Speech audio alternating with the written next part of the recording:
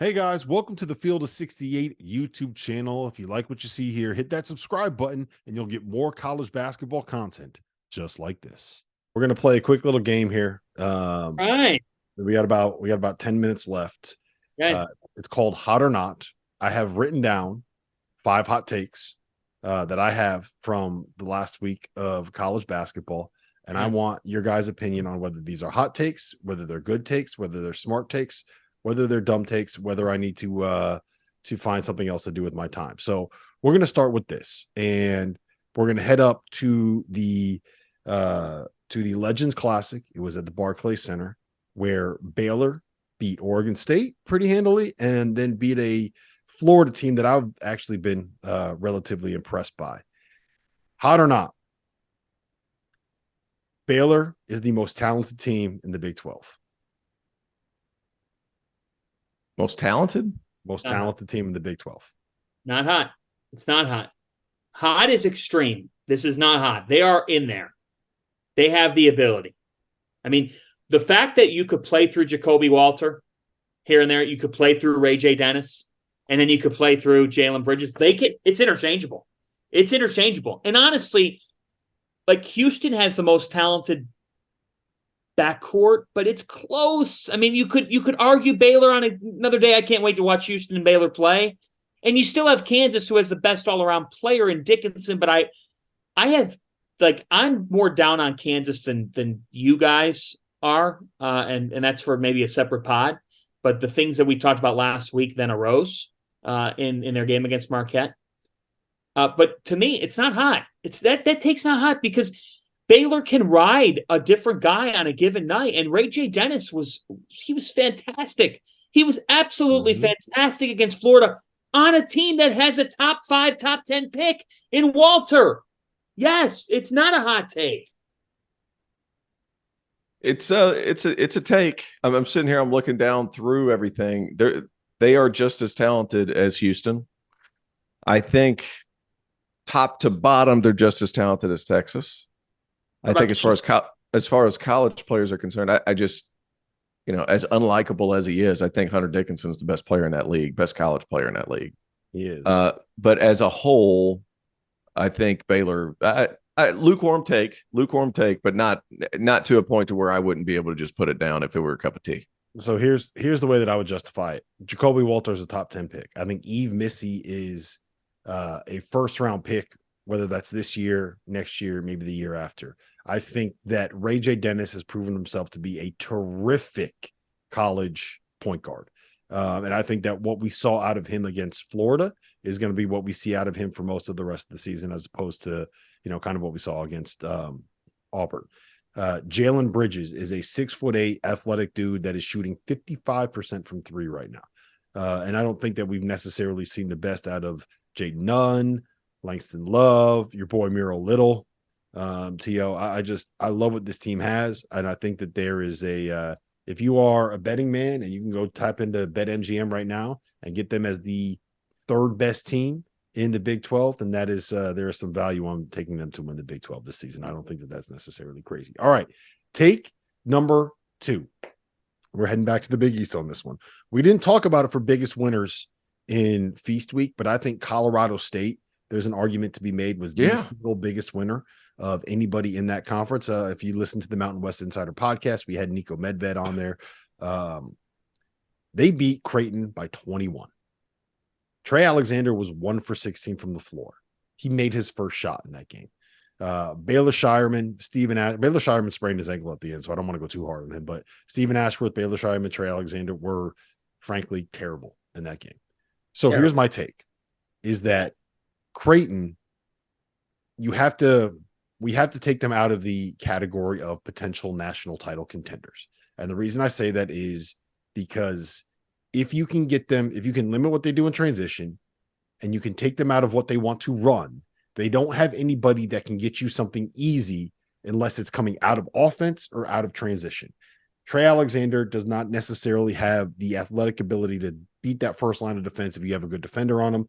Stephen Ashworth is not quite a point guard at the Big East level.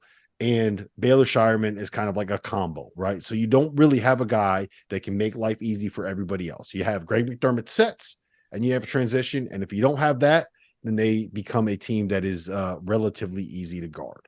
Is that a hot take? Fan, I'll go to you first on that one. That is a hot take. That is a hot take. They had a bad day, a very bad day, an awful day. Colorado State had much to do with it. A heap of credit belongs to Nico Medved for the game plan of really making Creighton execute in the half court and making them uncomfortable. Now, they made one of the best shot makers in the sport uncomfortable in Trey Alexander. Isaiah Stevens is also this might be a hot take, but I don't think he's a sleeper All-American candidate nationally. He is that good. He is that good of a player.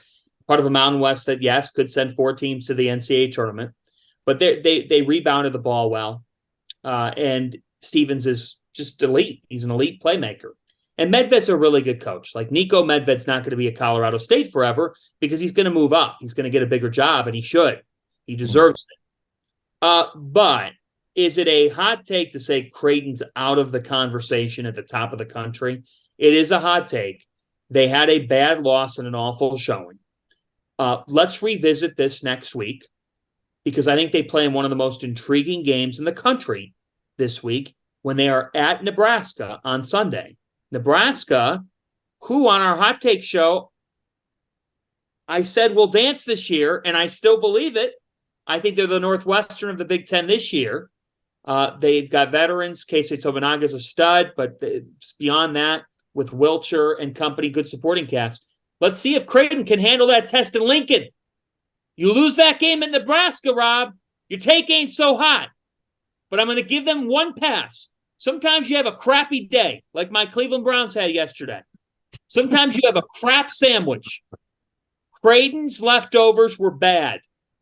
Let's give them a pass, and let's see if they can recover. I'm asking Terrence Oglesby to give them one pass. Yep, I'm giving them a pass. The same way I gave Florida Atlantic a pass whenever they played Bryant. So, yeah, and you saw how quickly that changed things for Dusty May and company. Trey Alexander can get past that first line of defense. It's just since Ashworth is there, he's been relied on more to score. I think they can find ways to get downhill. I think Trey Alexander can be that guy. So I'm going to go cold take. I think cold take on that one. Fair enough. We'll see what comes to fruition there. For the record, I really like that team. I really like those players, and I want it to work out. So I will be rooting for Creighton unless they are playing the UConn Huskies. How about they haven't played anybody though? Nebraska hasn't played anybody. Yeah, anybody. So that's a litmus test game for them. They've played Lindenwood, Florida A&M, Rider, Stony Brook, Oregon State, which might as well be a WAC team, and Duquesne and Cal State Fullerton. Hey, so no Duquesne slander here. All right. We do not slander Duquesne on this podcast. I'm not slandering Duquesne. Sorry. Yeah, they're the Duquesne. Day Grant, stud. Jimmy Clark, the third, stud. All right. Take number three. Take number 3. The best transfer on Arizona and the guy that is going to change what this program can be and the reason why this team can get to the Final Four is not your boy Caleb Love. It's the homie Kashad Johnson. The second leading scorer on that roster, the leading rebounder on that roster, the best shot blocker on that roster, and a guy who, by the way, is currently, as of today, shooting better from 3 than the homie Caleb Love. Kashad Johnson is the game-changing piece that Arizona needed to be able to compete for a national championship. T.O., is that a hot take? Is he the second best player on that team? Best transfer. Basically, he's more important than Caleb Love. Okay, so let's dumb this down. I disagree. Okay. That's a cold take, and the reason being, I think there's going to be times you have to create offense. Defense is always going to be there. In the tournament, you have to find a way to get some offense. That's where Caleb Love is valuable. You've seen what Caleb Love can do by bringing North Carolina to a national championship game. Let's be honest. Sure. He brought them to a national championship game because he was awesome. You also saw the bad side of Caleb Love. But to say he's the second most important transfer or the most important transfer, I think is wrong, just simply because of the volatility that Caleb Love is and the ceiling that you can get with Caleb Love. So I would say cold take. Very good player, not the most important transfer.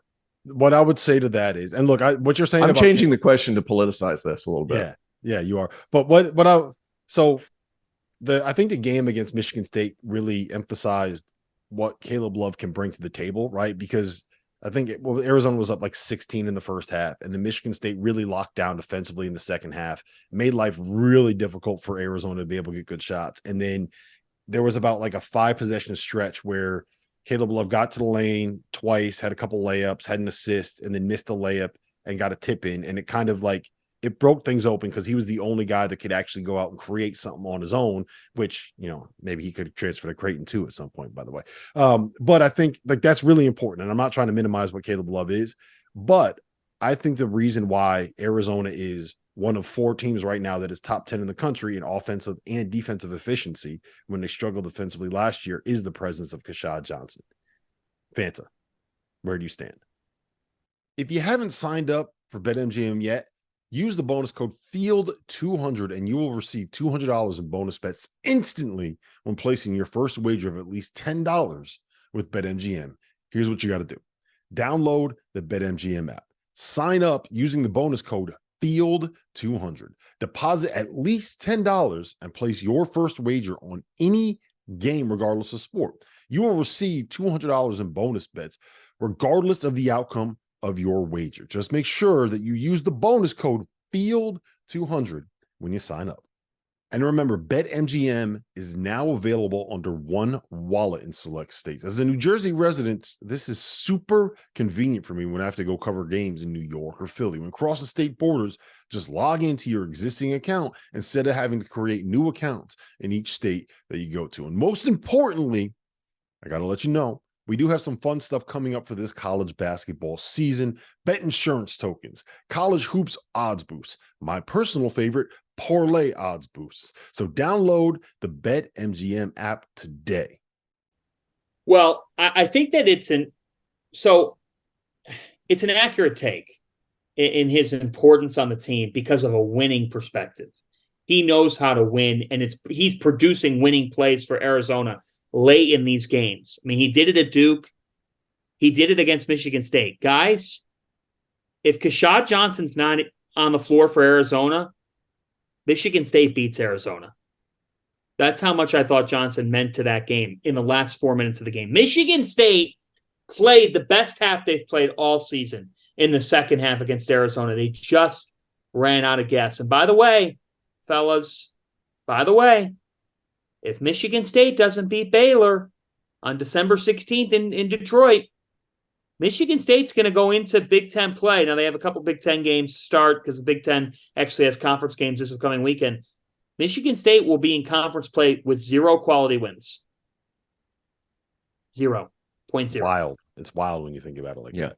And it's the Big Ten's not as great as it's been. That's concerning, okay? That's like, hey, you'll make it, or I think you'll make it, but you're like a 7-10, 8-9 type of game when we had this team as a potential national champion. Hey, hold on. They played Nebraska before they played Baylor. You can't say that's a big game for Creighton and Nebraska and then be like, well, they don't play anybody until Baylor. Can't do that, Fanta. I did not say that. That's what it sounds like. What you're seeing right here is Fanta's anti-Husker bias coming out. Wow. Finally, it's been exposed. That whole flat state's going to be pissed at you. No, they won't. Those people don't have mean bones in their body. They're some of the nicest people. That's true. Take a trip out there, and they are just the nicest folks out there. I can't wait to. I'm Creighton and Nebraska fans. I'm coming your way at some point. I got to find a way there. Fanta is now just trying to butter up the Nebraska fans that he just insulted. I'm on to your tricks, Fanta. I'm on to your tricks. Let me tell you something. I am buttering them up because if I butter them up enough, I'm going to get 2 free cows, and that's all I want. So that's it. Let me tell you, it's medium rare, baby. Rob, Nebraska has red meat. Yes, it does. They do have some. There's a reason why they're called Omaha steaks, right? There's a reason why. I actually got a couple of. This is not an ad. I got a couple of Omaha steaks and a couple of Omaha steaks Wagyu burgers sitting in the fridge right now that are going to be ready for consumption this week. Once I pretend that I'm not on my diet anymore. All right, good point. It's the right take. I agree with you. Although where I disagree is, because Caleb Love can, as good as he can be, is the other way around. That's why he's probably the most important. Because if he is bad, I don't want Tommy Lloyd to have to hitch his wagon to love. And I don't think that'll be the case. I also just want to say that like Tommy Lloyd is 65-11 through 76 games as Arizona's head coach. That's fucking ridiculous. I think he's the most underrated coach in the country. 65-11 is insane. Your first 3 years of the program. All right, take number 4. As of today, right? We talked about Baylor potentially being the most talented team in the Big 12, right? Do you guys know who the top 3 teams are on KenPom right now in the Big 12? Yes. Houston's at number 1. Yep. Kansas is at number 2. Yep. T.O., do you know who is at number 3 right now as of this very moment? The 3-piece combo punching Cougars out there at BYU. Yes, it is BYU. They are currently top 10 on KenPom. They are 6-0. They beat San Diego State at home. They beat Arizona State by 28 out in, was that in Vegas? I can't remember which that was. Out Vegas, the fight. Yep. And then they turned the Michelob Ultra Arena. Yeah, the Michelob. Then they turn around and they beat NC State. By the way, the video of that fight is hilarious because 1, the dude punches the BYU guy, punches somebody while he's laying on the ground. 2, the guy gets up and the guy turns around and he's like, he's got to be an MMA fighter because he's just sitting there in his guard, right? He's got his legs up and he's got his hands ready to punch. And as the Arizona State player is getting ready to throw a fist at him, Mark Pope comes over and fucking textbook box out. Unbelievable box out. One of the best box outs I've ever seen. Mark Pope still got it, man. He can still play. Well, he can still box out. Yeah. They can. They're good. They're fine. Well, that was my hot take was going to be is that right now on KenPom, if BYU is a top 10 team, then I think that is maybe we need to not listen to KenPom for another month until we get to about Christmas. That's right. Yeah. Give it time to catch up here. Yeah. Okay, but they're scoring the ball well. I mean, they are. They have. They're look. Let's be clear. They are a very good team. They have 7 players averaging 9 points or more per game. I don't think they're a top 10 team in America. No, they're not. They're not. But they should be ranked in the top 20 today. I have them 13th. I think. Yeah, I have them 12th. Well, so let's phrase it like this. T.O., have you gotten a chance to watch much BYU? No. Okay, I saw them last year. It's a lot of the same guys. They were good last year when I saw them battle for Atlantis. Like, I would have to see more. I have to see more. They're shooting the ball really, really well. There it is. What is it? I put out the top 25. Kentucky 16th. I didn't really move them because they almost lost to St. Joe's at home. And question everything says Kentucky should be number 12 at the very lowest. Whatever. All right. Yeah, BYU. We'll see. I'm not fully buying it yet, but I'm not fully not buying it yet. They're getting the Big 12 bump, baby. Big 12 bump. They're the first time. Well, they got Utah at Utah in what is a very intense rivalry on Saturday, December 9th. Good game. And then after that, like they'll get Baylor at Baylor on January 9th. So those are going to be the 2 kind of litmus tests for BYU. All right. Last one I got for you. You ready? Yeah. Not only is FAU back, FAU never left, baby. FAU's right here. FAU is ready to go. Did I steal that line from you, T.O.? You said it last night, right? Yeah. Yeah. Exactly. You stole it from me. FAU that's not never a hot left, take at baby. All. Yeah, they never left. They played one game against Bryant where Earl Timberlake took the air out of the ball and they couldn't score, and they just had one guy stall the entire game. That's what happened. And then now they're getting healthy. They're still doing all the right things. They're still guarding. Goldens can compete with anybody. They never left. Don't worry. FAU, you're still very, very good. The seeding has to pan out perfectly to make another Final Four run. All of that's a given. That being said, it'll be a fun year in Boca. Yep. Can I throw some stats at you real quick, Fanta? So Elijah Martin in FAU's first 3 games when he was banged up, averaged 6.7 points, shot 19% from the floor, and was 4 for 16 from 3. Elijah Martin in 3 games in Orlando, averaged 18.3 points, shot 43% from 3, and was 10 for 25 from 3. Jalen Gaffney, right, with Nick Boyd banged up in 90 minutes in Orlando, averaged 11.7 points, 4.7 boards, and 4.7 assists with just 2 turnovers in 3 games as the starting point guard for FAU. That team's real, Fanta. They are real. I will go to my grave saying it. They're real. They're real. You're allowed to have an off day right now. It stinks when you do, but they lost to Bryant, and it just goes to show you the current climate in this sport. It goes to also show you, like, when people say that they can't believe when somebody wins in March Madness, what are you talking about? These teams won their conferences or came damn close to winning their conferences. There's 360 plus teams in college basketball. So when you put 68, the 68 best on the floor, Bryant's not one of the 68 best teams in the country. They're not even one of the best 100. Yeah, they beat FAU. It's basketball.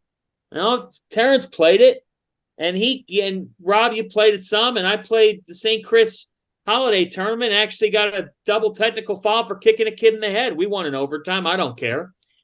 Fact is, anything can happen. Zero remorse. Yeah, right. I don't have remorse. He called me pudgy, and he's an asshole. The fact is, anything can happen. It's college hoops. And FAU had a bad showing, and they're better off because of it. Because at the end of the day, John L. Davis and Elijah Martin didn't lose what they had.